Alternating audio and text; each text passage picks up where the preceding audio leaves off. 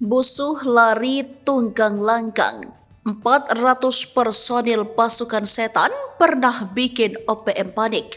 Pasukan setan ditugaskan mengamankan wilayah Papua dari gangguan OPM atau KKB pada 2021 silam. Kala itu Egyeros Kogoya merupakan pimpinan KKB yang pernah mengakui kehebatan pasukan setan. Hal ini terlihat dari terbentuknya pasukan surgawi yang ditugaskan untuk meladeni pasukan setan bentukan TNI.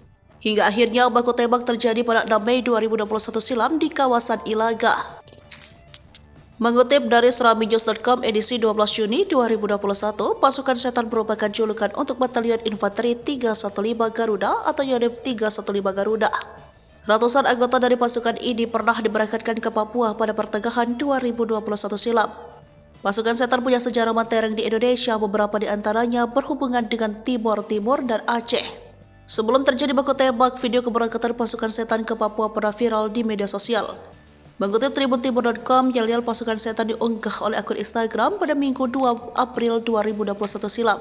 Dalam caption disebut pasukan setan siap berantas OPM teroris di Papua. Video itu menampilkan ratusan prajurit TNI dengan senjata lengkap menyanyikan yel-yelnya.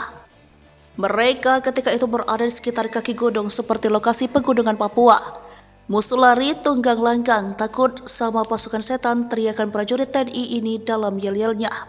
Prajurit dalam tim pasukan setan ini sudah terbukti dan berhasil menduduki kelompok separatis di Timor Timur dengan nama Operasi Seroja dan bertugas di daerah operasi militer alias DOM Aceh.